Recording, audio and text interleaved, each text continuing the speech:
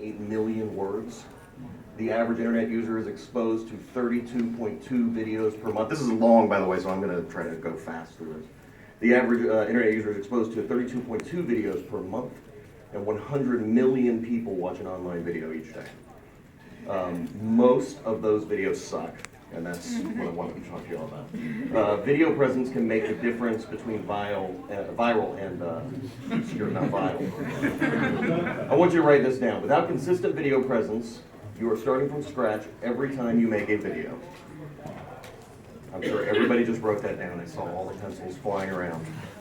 Okay. What I mean by that is, I'm going to use an example here. 239 subscribers. 106,430 subscribers. Now, I think you probably would assume the one on the bottom is a big organization, and the one on the top is a tiny one. That's Red State, where I write. They're pretty well known. I can make fun of them because I write there. They have 239 subscribers. That's Steven Crowder, 106,000 subscribers, and he's all on his own. Okay? They have a total, we at Red State have a total of about 100,000 views on our entire YouTube page. Steven has 27,760,000. The reason is he consistently makes videos that people know the quality of, that he's going to deliver. He says, I'm going to deliver a video every week, and he does. At Red State, what we've basically done is said, hey, you want to put a video up today? And then that's our policy. That's how we do things. Now, TV isn't the only game in town anymore. Traditional TV viewing. How many of you guys watch TV on a regular basis, regular television at night? Yeah, like 15 years ago, everybody's hands would have been up. Traditional TV viewing among 18 to 24-year-olds in Q4 2014 was down by more than 17% year over year. They've gone from 3 hours per day of television in Q4 2013 to 2.5 hours in 2014. The average person watched about 141 hours of live television per month in the third quarter of 2014 compared to 147 hours in the third quarter of 2013. I mean, that doesn't seem like a big difference, but it's actually huge. Growing up, I probably watched about 27 hours of TV a day. And the younger generations are not doing that. It's going down a lot. As of December 2014, about 2.6 million homes were broadband only, double the previous year. Broadband only means they only watch Roku, Apple TV, stuff like that. In fact, I only have cable still because I want live news. And I'm trying to deal with the fact that I have cable for live news and I still don't watch it. Sorry, Larry. But you know, I get a lot of my news online, and I watch most of my shows on Netflix and Hulu. Yes, Hulu is a thing that people pay for. This is where people are going. They're going to YouTube. They're going to Facebook a lot more. They're going to Twitter, and to a lesser extent, they're going to Instagram, Vine, and Vimeo. YouTube has 4 billion YouTube video views per day. A quarter of those are on mobile. 6 billion hours of views per month. 3 billion videos viewed per day on Facebook. Facebook users are posting 75% more video, and I mean posting to Facebook, not posting their YouTube video. 360% increase in newsfeed videos. Again, that's for uploading the video to Facebook. And more videos than photos are being posted to Facebook. One thing that you have to understand, by the way, the other, I can't remember your name, sorry, but you'd mentioned, Nick, yeah, I knew that, see? He had mentioned that they changed the algorithm. One of the things they changed was that they hate YouTube. And they push the YouTube videos down, and they pull the Facebook videos up. So when you're like, oh my gosh, I got this great new video, you know, and you post it on YouTube, Facebook's like, yeah, no, that's not gonna happen. All right, 288 million monthly active users on Twitter. Twitter's dabbling, okay? The way the world works now with video content, everybody agrees that video is the future, and none of them want to work together at all. They all want to destroy each other. So whereas in my opinion, Twitter and YouTube could probably be working together to destroy Facebook, they've decided to try to destroy each other instead, okay? That's good for us in a lot of ways. It means competition, you know, we believe in all that free market jazz. Like I said, a ton of these videos are just absolutely horrendously horrible. So I'm going to try to give you a quick view of how to make them not suck so much. First thing is, using your iPhone to film things. It's fine. Do it, okay? Stop filming in portrait mode. Stop doing it. Now moving on. Seriously, don't film in portrait mode. Nobody wants to see that movie. They want to see that movie. Okay? Look how much space is gone when you film in portrait mode. I mean, you're losing a ton of space. This is how I break down making a good video. If any of you are interested in making videos, which you all should be since I've already shown you that they are the freaking future. 14% of it is filming. I based that on me writing the number 14. The way that I look at filming, or video in general, is that all the storytelling is in editing. It's no mistake that I'm an editor, and so I think all the storytelling is in editing. But it really is. And the proof of that to me is you could make a video that is 100% editing and still be storytelling. Most of the viral videos that I've done have been 100% editing. They've been, I went around and I found news and I found clips and made graphics or whatever. Horrible graphics, but still, I made graphics. And that went much more viral than the thing that I spent a bunch of money filming stuff on. And that's not just the filming's not important. My cameraman's not here, and he would definitely disagree with me on that percentage number. I didn't consult him.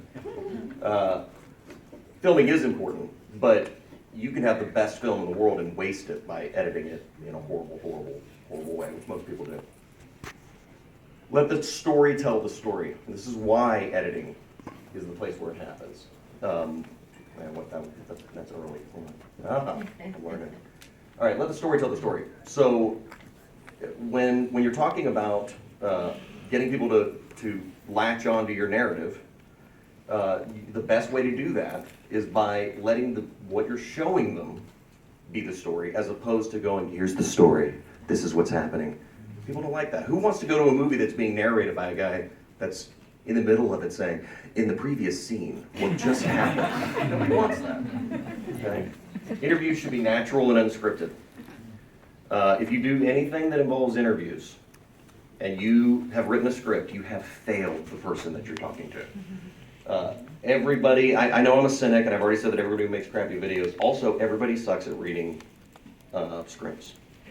I mean, it's because they're trying to be, they want to sound natural while they're reading it, and they just sound like they're in the school play, you know, in second grade.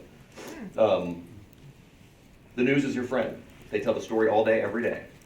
I'm going to briefly mention copyright. You should never take copyrighted material and use it in your video.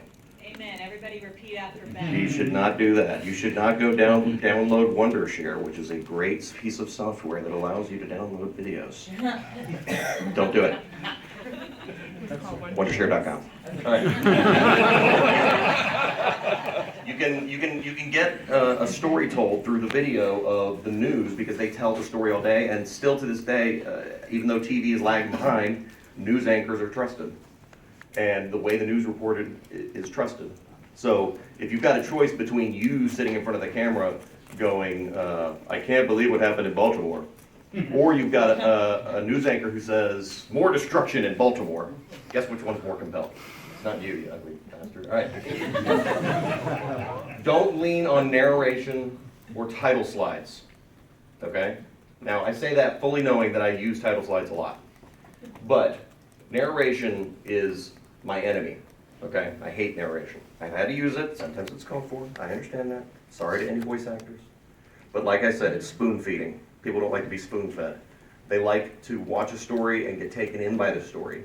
And every time the narrator speaks, their suspension of disbelief or whatever is gone. And you've all seen does anybody watch a campaign commercial and hear them go, he's for cancer, you know, or whatever it is he says, and go, you know, that was really good. You know, the voiceover was really, like, that doesn't happen. Every time I've ever seen somebody share a video on Facebook, it's always been non-narrated. I mean, almost, just about every single time. Again, sorry narrators. So how do you edit videos? It's a great question. that I just asked myself. iMovie. Use iMovie if you're not if you're not Brian. Final Cut Pro. Let me give you a little trade secret. Probably not a secret. It's only $300, Final Cut Pro. And it's basically iMovie's big brother. And Apple's great at making user interfaces. It's not hard to use. Adobe Premiere, much harder to use, okay? Really freaking confusing, okay? I hope Adobe isn't here and watching my presentation, but Adobe seriously makes it difficult. After Effects, don't even bother. Don't even download it, okay? This is my employee, Michael. He does graphics in here. I mean, it's like magic to me. I don't even understand it, okay? Now, I understand that all 4 of those icons there are showing you things that are on a Mac. Okay, so if you're on a PC, this is what you need to do. Go to Internet Explorer, go to Chrome, whatever, go to apple.com. Download and buy a Mac.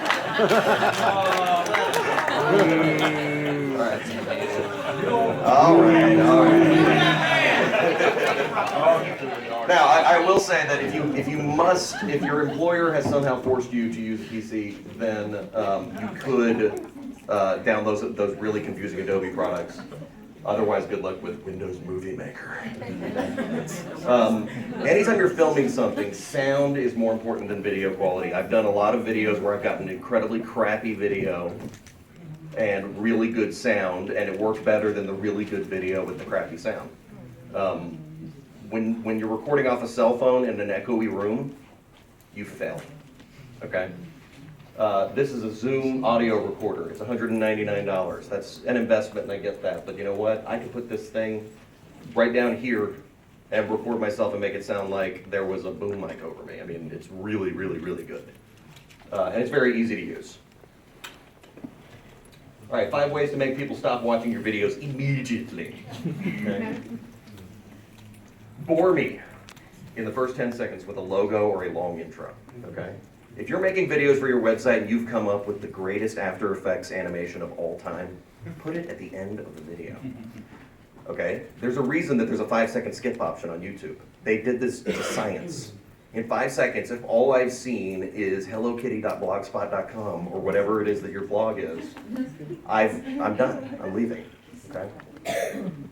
Make your video longer than it has to be. How long does a video have to be? However long it has to be. I'm sorry that that's circular, but it's the truth.